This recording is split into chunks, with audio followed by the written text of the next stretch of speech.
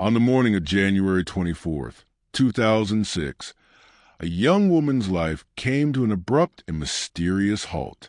Jennifer Kesse, a successful 24-year-old finance manager, seemingly vanished from her Orlando condominium without leaving behind a single clue as to her whereabouts. What started as concern from worried parents would evolve into one of Florida's most perplexing missing person cases, a case that remains unsolved nearly 2 decades later. Before we begin, if you're fascinated by true stories that defy explanation, make sure to subscribe. It helps us bring you more long-form investigations like this one. This isn't just another missing person story. This is the account of a woman who did everything right, who took precautions, who lived in a gated community, who had a bright future ahead of her.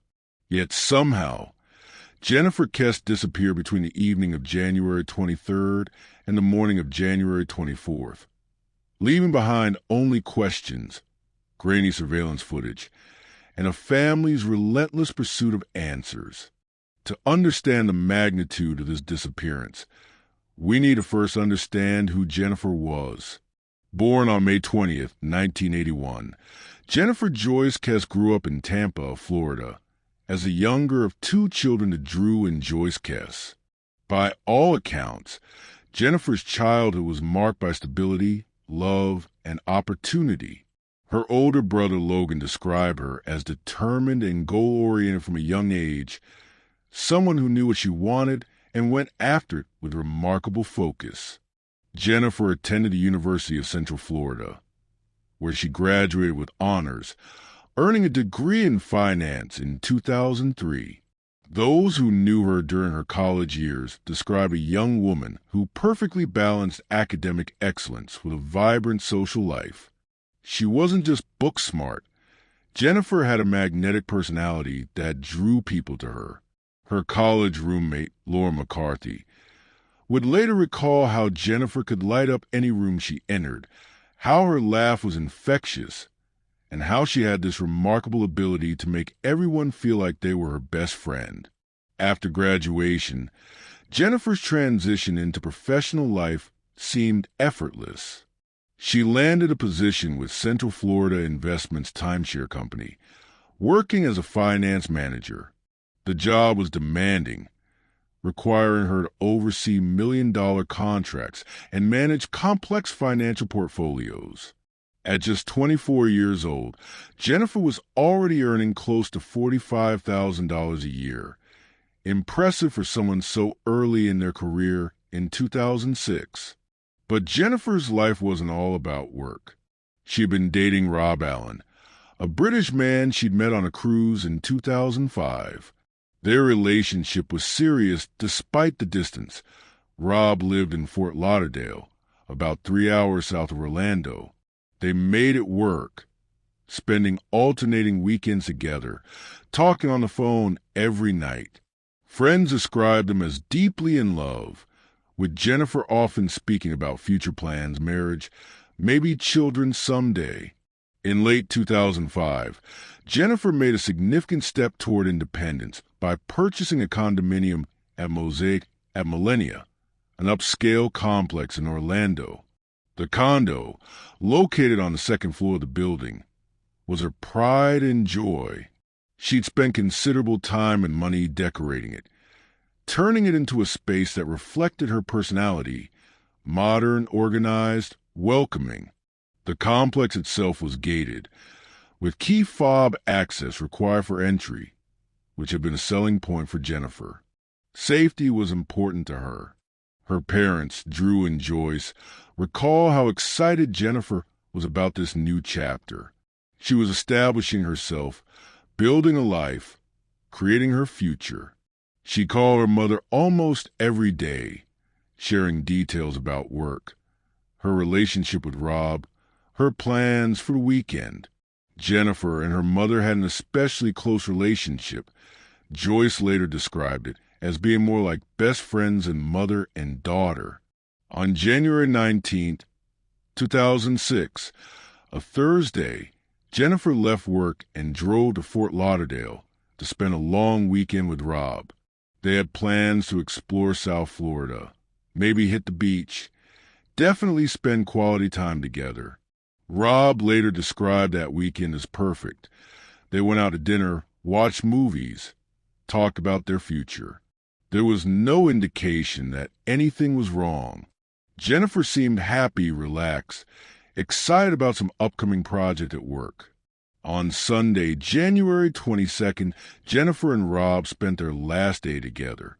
They had a leisurely breakfast, walked around Fort Lauderdale, and in the afternoon, Rob accompanied Jennifer back to her condo in Orlando. They made the 3-hour drive together, arriving at Mosaic at Millennia around 6 p.m. Rob needed to catch a flight later that evening. He was heading to Fort Myers for a business trip. Here's where the timeline becomes crucial. After arriving at Jennifer's condo, the couple spent a few more hours together. Around 9 p.m., Rob called a cab to take him to the airport. Jennifer walked him down to wait for the taxi. The building security cameras captured them together in the lobby. They kissed goodbye, a normal, everyday goodbye between a couple who expected to see each other the following weekend. The taxi arrived at approximately 9:15 p.m., and Rob left for the airport. Jennifer returned to her condo alone. At 9:57 p.m., she called Rob. He had just landed in Fort Myers. They talked briefly. He let her know he'd arrived safely. They said their goodnights, their I love yous. This would be the last time Rob would ever speak to Jennifer. But Jennifer's night wasn't over. At approximately 10 p.m., she had a phone conversation with her mother, Joyce. They talked for about 15 minutes. Joyce later recalled that Jennifer sounded completely normal, maybe a little tired from the drive, but otherwise in good spirits.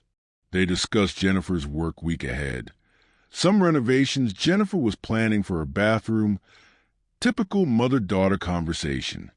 At 10:17 p.m., Jennifer also spoke briefly with her brother Logan. Again, nothing seemed amiss. Logan would later state that his sister sounded like herself, maybe slightly annoyed about having to return to work after a nice weekend, but nothing out of the ordinary. The last known communication from Jennifer occurred at approximately 11 p.m. when she and Rob exchanged a series of text messages. The content was mundane. Final goodnights, sweet dreams, talk tomorrow.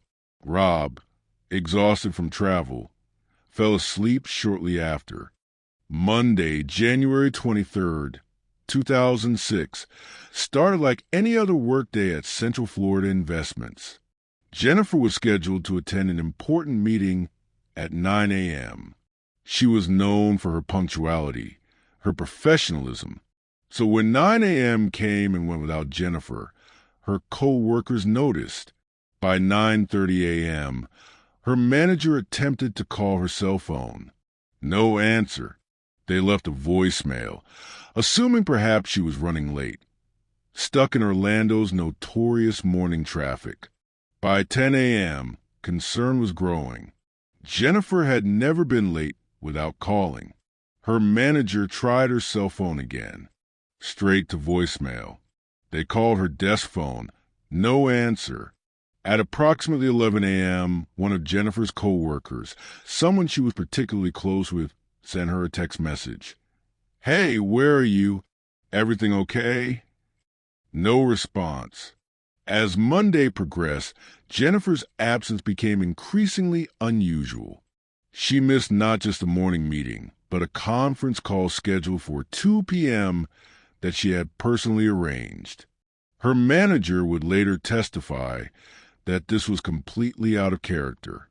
Jennifer was responsible, detail-oriented. If she was going to miss work, she would have called. Meanwhile, Rob was in Fort Myers, conducting business meetings.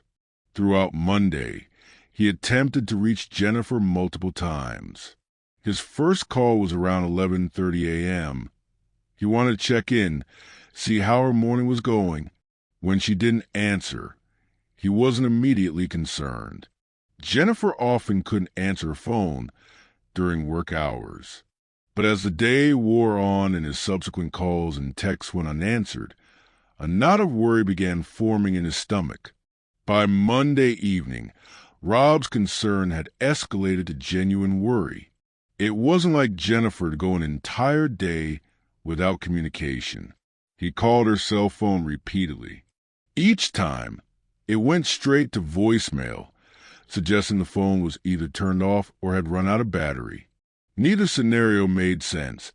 Jennifer was meticulous about keeping her phone charged and on. At approximately 7 p.m. on Monday, Rob made a decision that would prove crucial. He called Jennifer's mother, Joyce. His message was simple but alarming. "I can't reach Jen. Have you heard from her?" Joyce hadn't.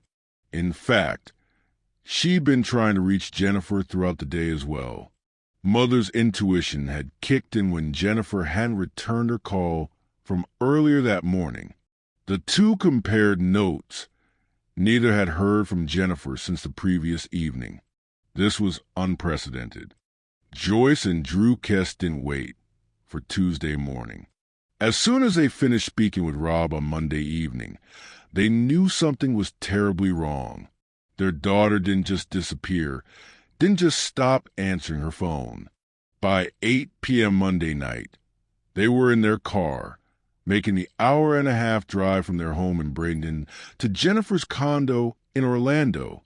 They arrived at Mosaic at Millennia around 9:30 p.m. Using the emergency key Jennifer had given them, they entered her condo. What they found was both reassuring and deeply troubling. The condo appeared normal. No signs of struggle, no indication of forced entry. Jennifer's bed was unmade, which was unusual for their meticulously neat daughter, but not alarming in itself. Maybe she'd been running late that morning. But as Joyce and Drew looked closer, troubling details emerged.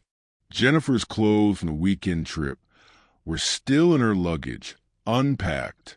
Wet towels were draped over the bathroom door and the washing machine, suggesting she'd showered.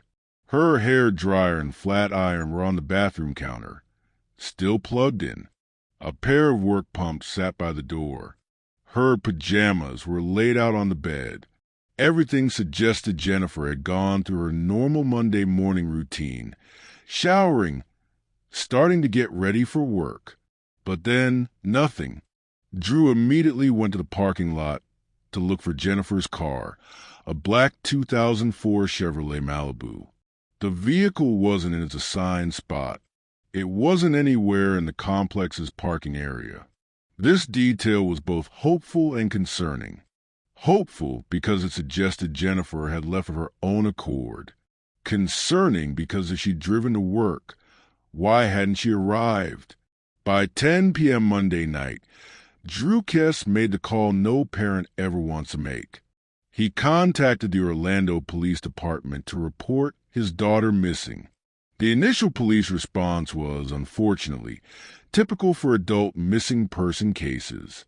The officer who took the report noted that Jennifer was an adult, that she'd only been unreachable for one day, that her car was missing, suggesting she'd left on her own.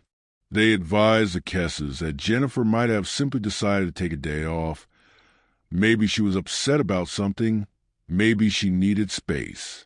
Adults, the officer explained, have the right to disappear if they choose to, but the Kesses knew better. They insisted this was completely out of character for their daughter.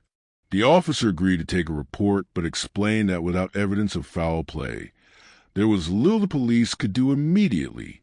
Tuesday morning, January 24th, brought no relief.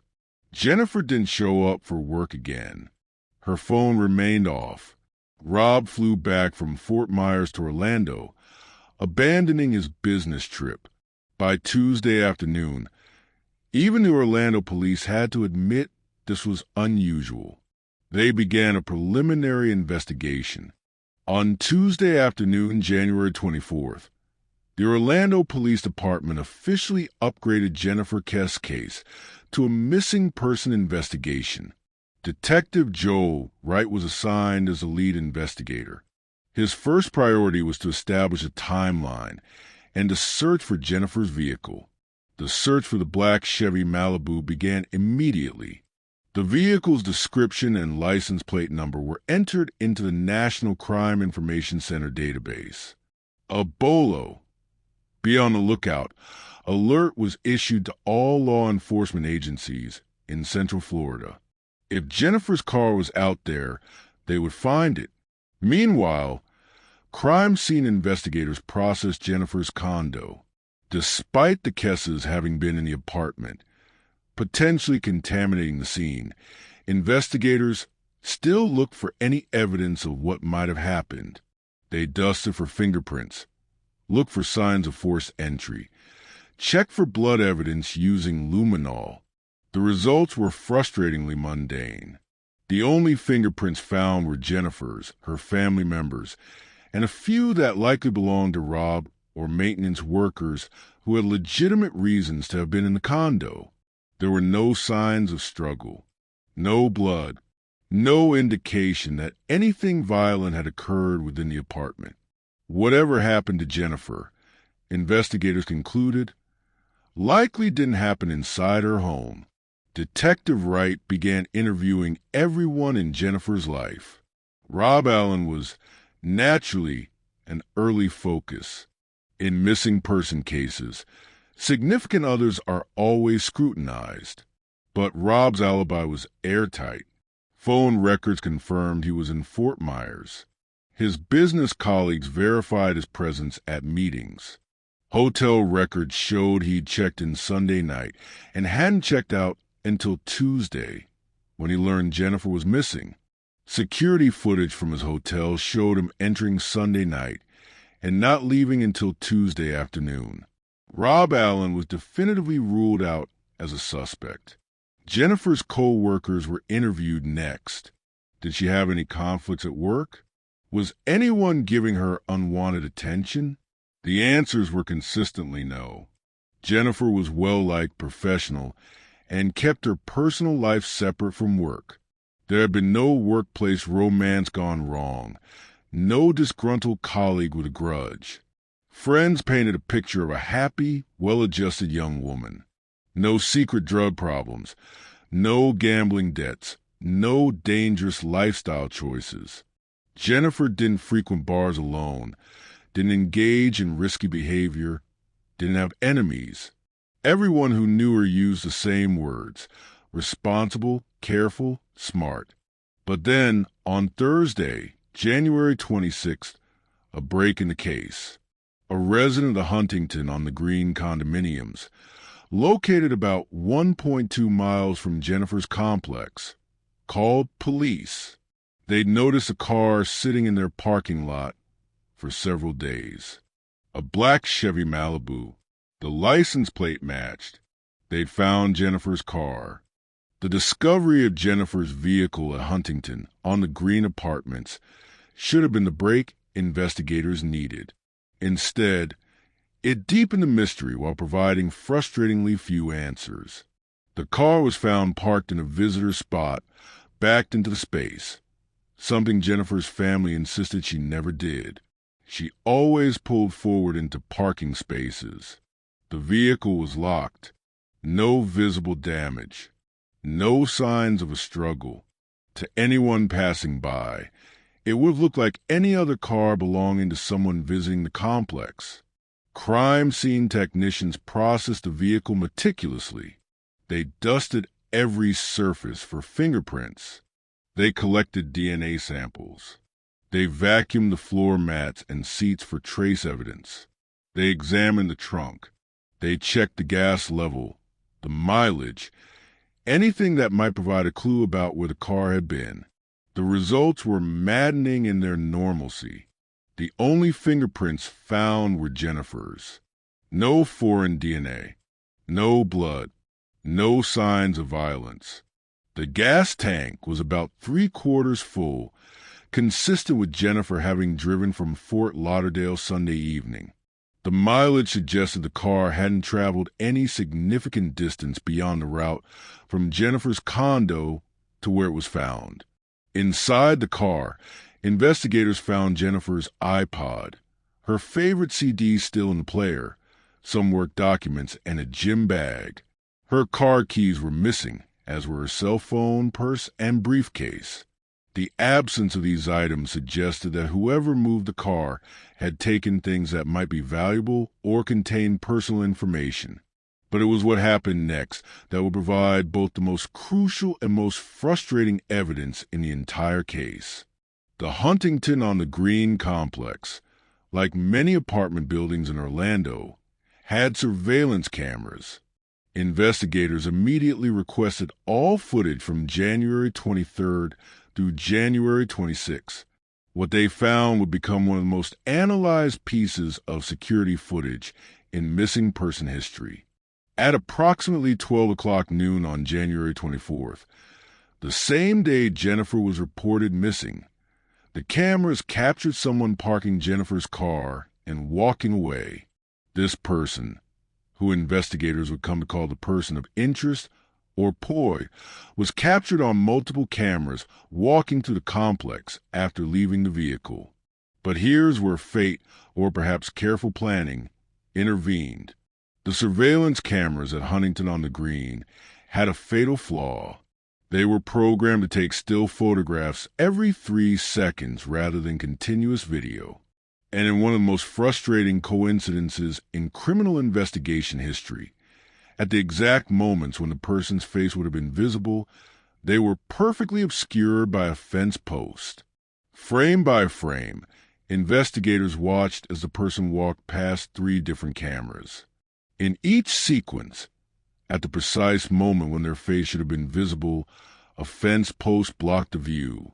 It was as if the person knew exactly where to walk, exactly when to pause, or it was monumentally bad luck for the investigation.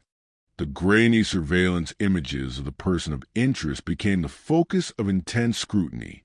Despite the poor quality and the fence post obstruction, investigators tried to extract every possible detail from the footage. The person appeared to be wearing light-colored clothing, possibly painter's pants or work clothes, and what looked like a white or light-colored shirt. Height estimates, based on comparing the figure to fixed object in the frame, suggested the person was between 5 feet 3 inches and 5 feet 5 inches, though some analysts argued they could be as tall as 5 feet 8 inches depending on their posture and footwear. The gait analysis suggested someone walking casually, unhurriedly. They weren't running, weren't looking over their shoulder, weren't exhibiting any obvious signs of stress or panic. After parking the car, they simply walked away, eventually disappearing from camera view, presumably leaving the complex on foot. The FBI was brought in to enhance the images. They used every technological tool available in 2006, but the quality of the original footage was simply too poor.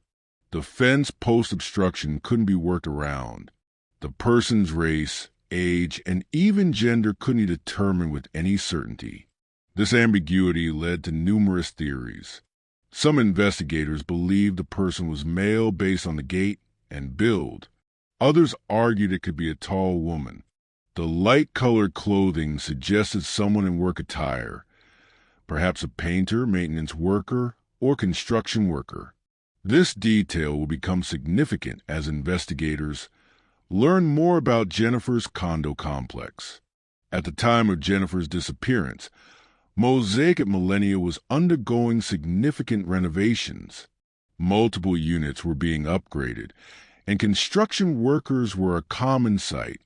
Jennifer had mentioned to friends and family that some of the workers made her uncomfortable. They would whistle at her, make comments, sometimes knock on her door for no apparent reason. In the weeks before her disappearance, Jennifer had specifically mentioned to her mother that some of the workers were making her feel unsafe. She'd started carrying her pepper spray more readily. She'd become more conscious of locking her door immediately upon entering. but she hadn't filed any formal complaints, hadn't identified any specific individual as particularly threatening. Investigators attempted to track down every construction worker who had been at the complex. This proved to be a Herculean task.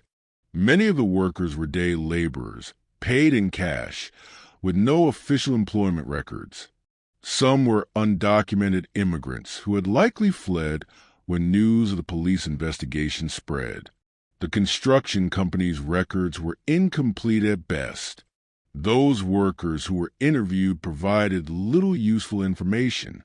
Yes, they'd seen Jennifer around the complex. She was pretty, hard not to notice, but no one admitted to having any particular interest in her. No one had seen anything unusual on January 23rd or 24th. Many had alibis, though these were difficult to verify given the casual nature of their employment. As days turned to weeks and weeks to months with no sign of Jennifer, various theories emerged about what might have happened to her. Each theory had its supporters and detractors, its evidence and counter-evidence. The most prevalent theory, supported by many investigators, was that Jennifer was abducted by someone connected to construction work at her complex. This theory was bolstered by several factors: Jennifer's own expressed discomfort with the workers, the purse of inches of parent work clothes, and the fact that someone familiar with the complex would know about the Huntington-on-the-Green apartments where the car was dumped, a location close enough to walk back from but far enough away to avoid immediate detection. Under this theory, someone, likely a construction worker, had been watching Jennifer, knew her routine, and struck when the opportunity presented itself. Perhaps they knocked on her door Monday morning under some pretext. Jennifer, already dressed for work, or mostly dressed, answered. She was then either forcibly abducted or lured away under false pretenses. But this theory had holes. There were no signs of struggle in Jennifer's condo. No screams were reported by neighbors. If she was forcibly taken, it was done quickly and quietly. Additionally, how would a construction worker have gotten her car keys? They were missing along with Jennifer, suggesting she had them with her. A second theory proposed that Jennifer left her condo voluntarily Monday morning, but was abducted in the parking lot. Perhaps someone was waiting by her car, forced their way in when she unlocked it, or carjacked her as she was preparing to leave. This would explain why her car was missing and why there were no signs of struggle in her apartment. This parking lot abduction theory aligned with some evidence. Jennifer's shower items suggested she'd gotten ready for work. The outfit laid out matched what she'd typically wear to the office. She would have had her purse, briefcase, and car keys with her, all items that were missing. But this theory also had problems. The Mosaic at Millennia parking lot had security cameras, though their coverage was far from complete. No footage showed Jennifer in the parking lot that morning. No residents reported seeing or hearing anything unusual. A third theory, one that Jennifer's family vehemently disputes, suggested that Jennifer might have left voluntarily, either to start a new life or due to some personal crisis unknown to her family and friends. Law enforcement is obligated to consider this possibility in every missing adult case, but everything in Jennifer's life argued against voluntary disappearance. Her bank accounts remained untouched. Her credit cards showed no activity after January 23rd. She left behind treasured jewelry, photo albums, her passport. She had no history of mental illness, no indication of depression or dissatisfaction with her life. She was excited about work projects, planning a vacation with Rob, had just bought expensive concert tickets the following month. As the investigation continued, another disturbing possibility emerged: human trafficking. Orlando, with its tourist industry and transient population, unfortunately, sees its share of trafficking cases.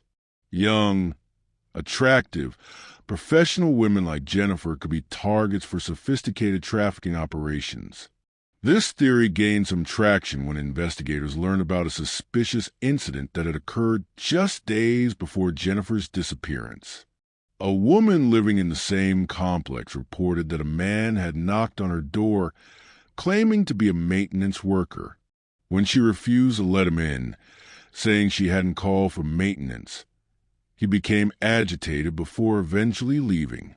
She reported the incident to the complex management, but no formal police report was filed. Could this have been a trafficking scout, testing doors, looking for vulnerable women living alone? Had Jennifer encountered the same person and been less fortunate? The trafficking theory would explain several aspects of the case. It would explain the apparent planning and professionalism of the abduction, no evidence left behind, the car moved and abandoned in a location that wouldn't immediately raise alarms. It might explain why no body has ever been found. If Jennifer was trafficked, she could have been moved out of state or even out of the country within hours. But trafficking experts who reviewed the case pointed out inconsistencies. Most trafficking victims in the United States are vulnerable individuals, runaways, drug addicts, illegal immigrants, people without strong family connections. Jennifer was the opposite. Educated, employed, with a tight-knit family who would immediately notice her absence and had the resources to search for her. Traffickers typically avoid such high-risk targets. Additionally, traffickers usually leave false trails to discourage investigation. Fake messages saying the victim ran away, stage scenes suggesting voluntary departure. None of that happened in Jennifer's case. She simply vanished. By February 2006, Jennifer's case had gained significant media attention. Her parents, Drew and Joyce, were tireless in their efforts to keep their daughter's name in the public eye.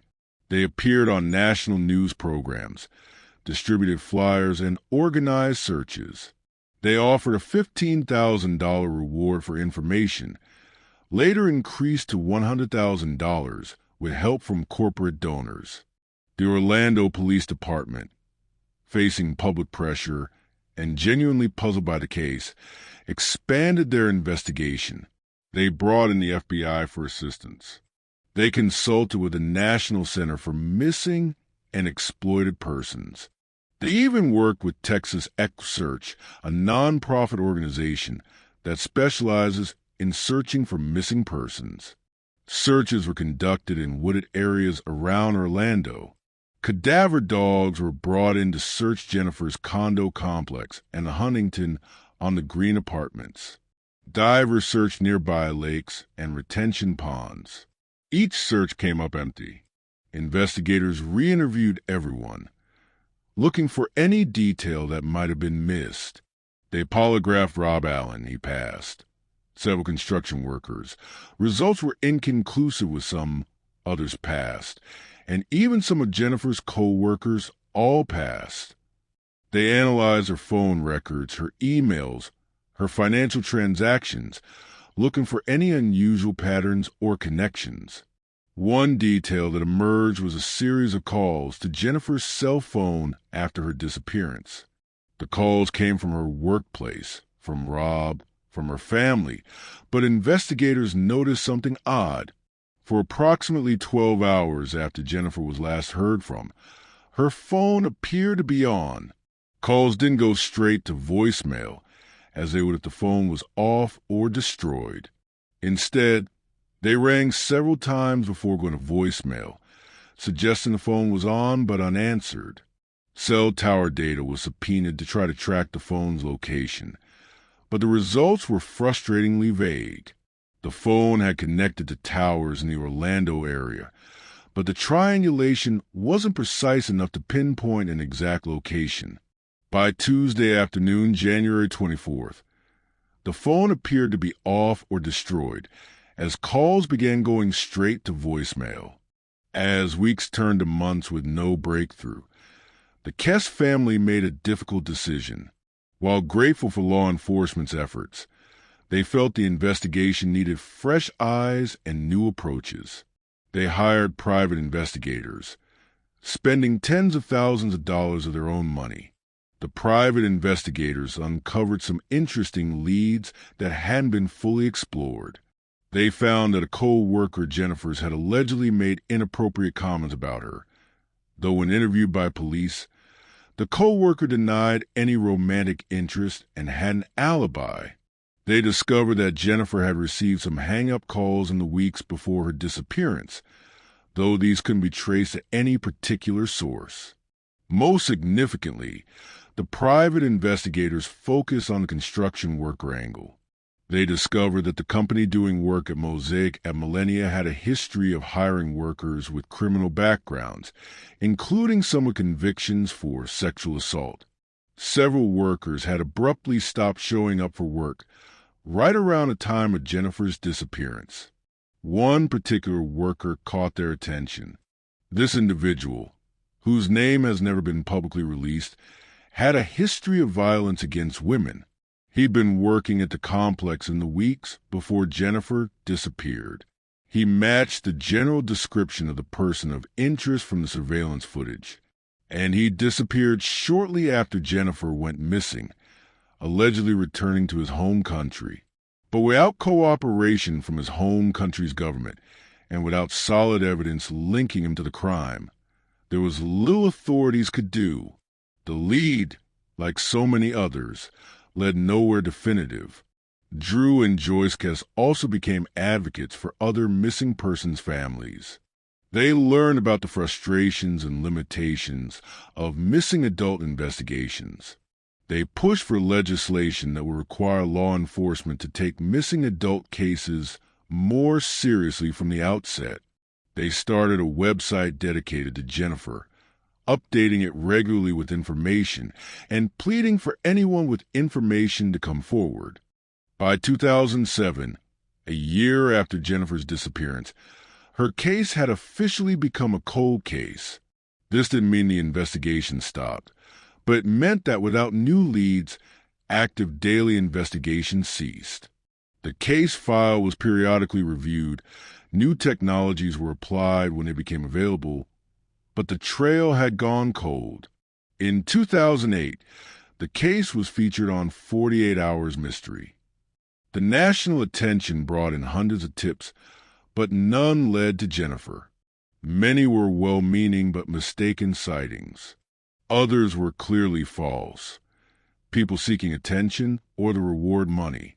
Each tip had to be investigated, consuming resources and emotional energy.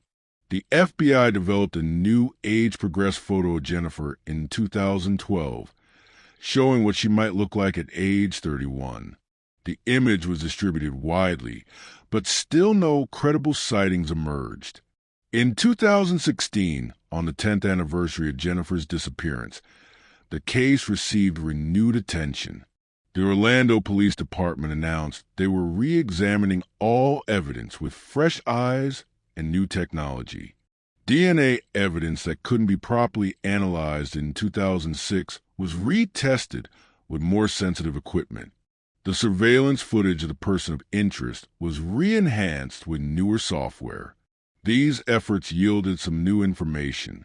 Advanced DNA analysis found trace amounts of male DNA on Jennifer's steering wheel, but it was too degraded to develop a profile suitable for comparison.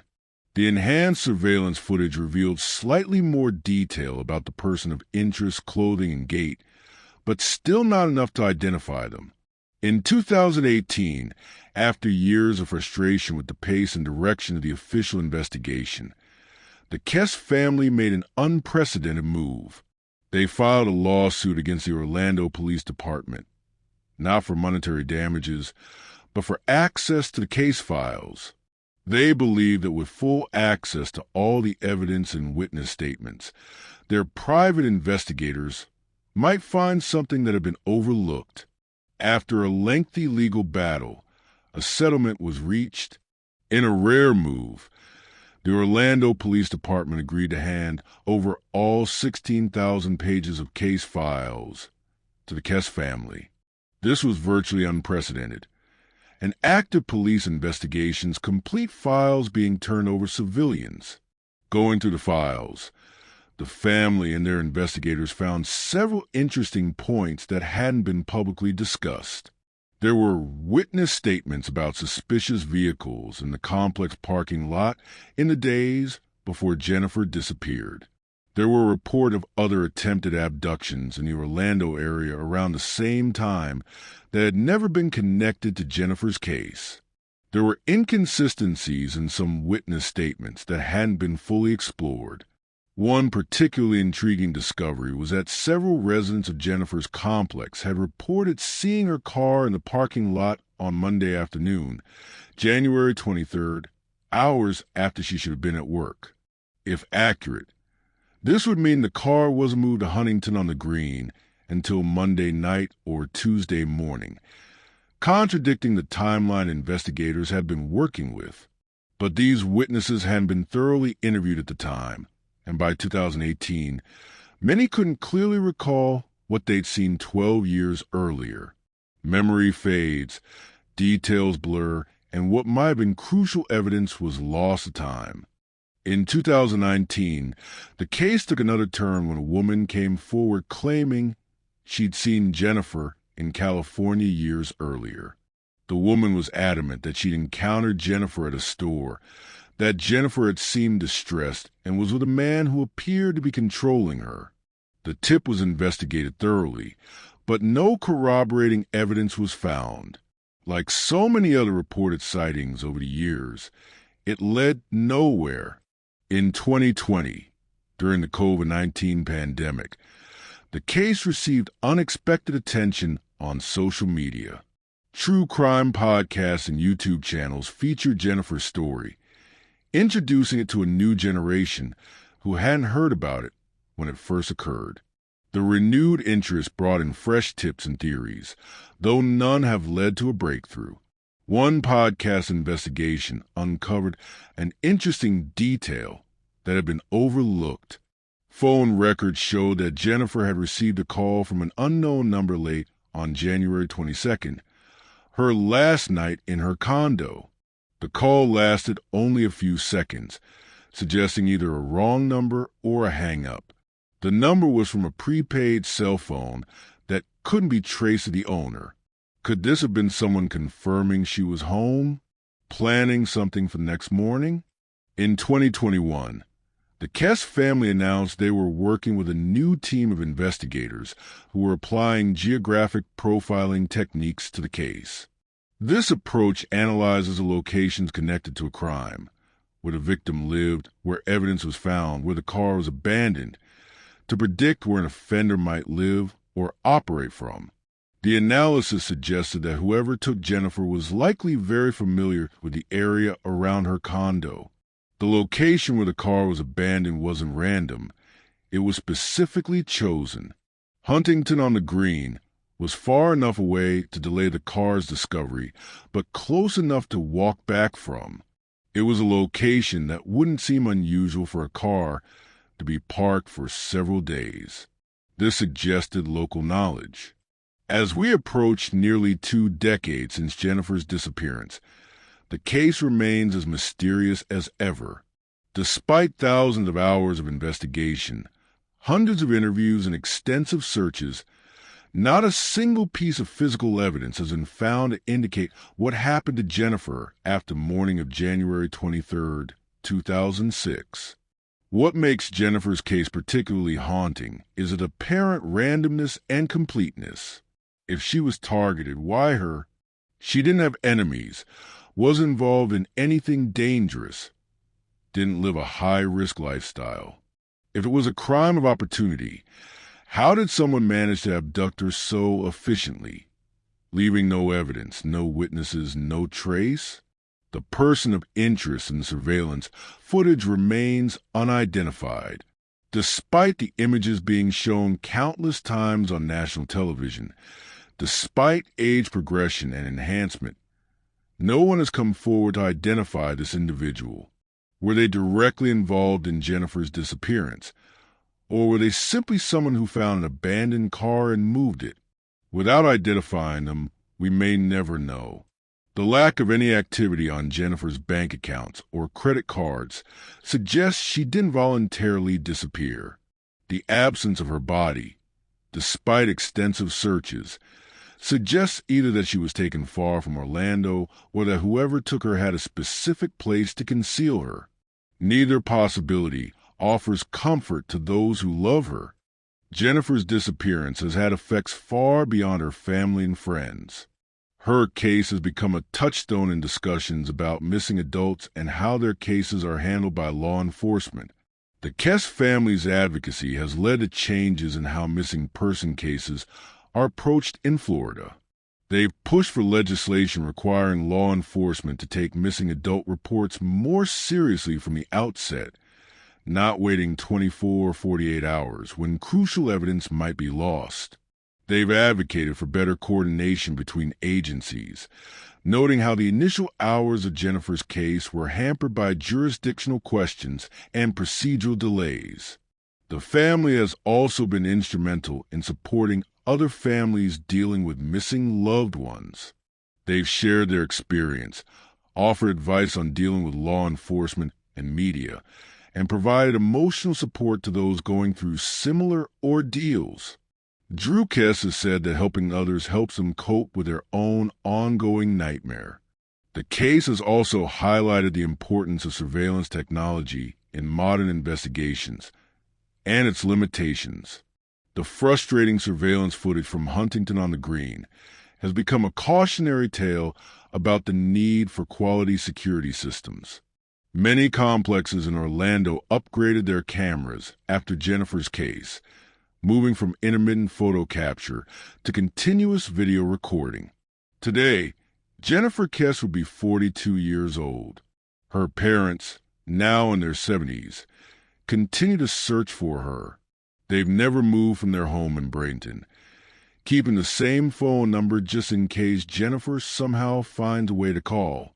Her room remains as it was, waiting for her return. Rob Allen eventually moved on with his life, though friends say he's never fully recovered from losing Jennifer. He participated in searches for years, offered his own money toward the reward, and submitted to multiple polygraph tests to clear his name.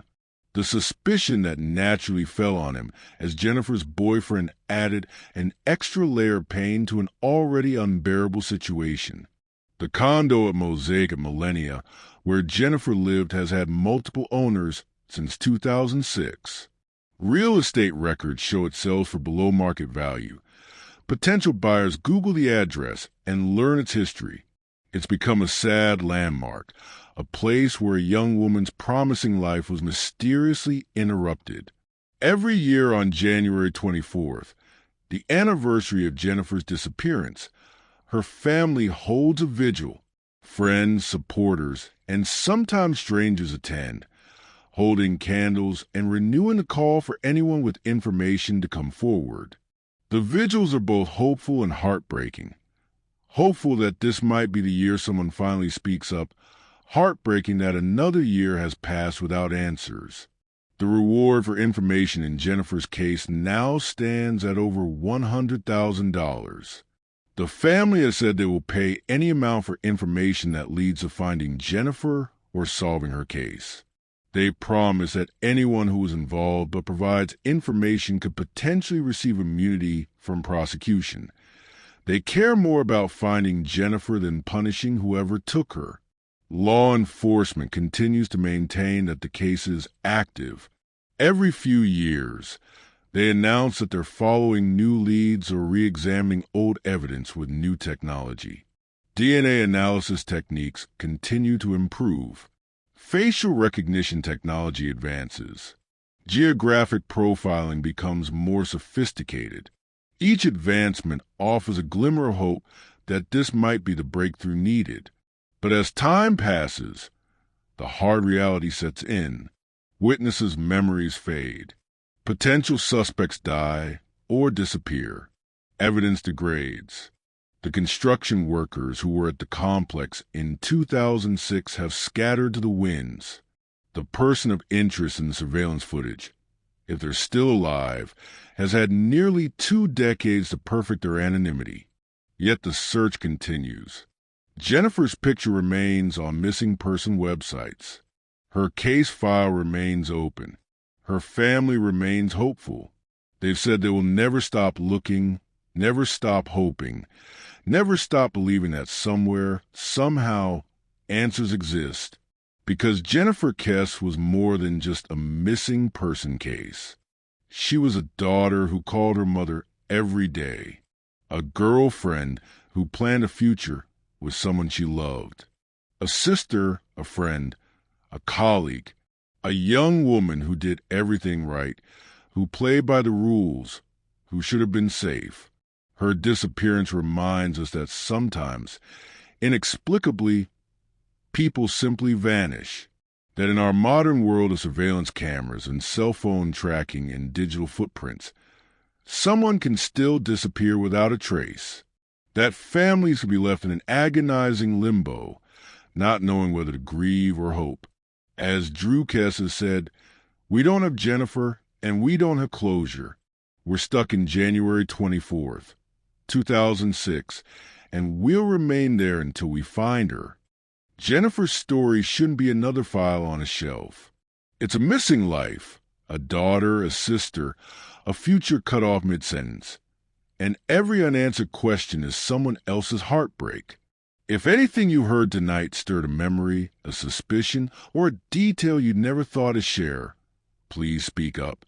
Even the smallest clue can change everything. If you want to help more directly, hit like, subscribe, and ring the bell so this investigation stays in circulation. And tell us below, which theory do you think fits the evidence and why? Your comments shape the search.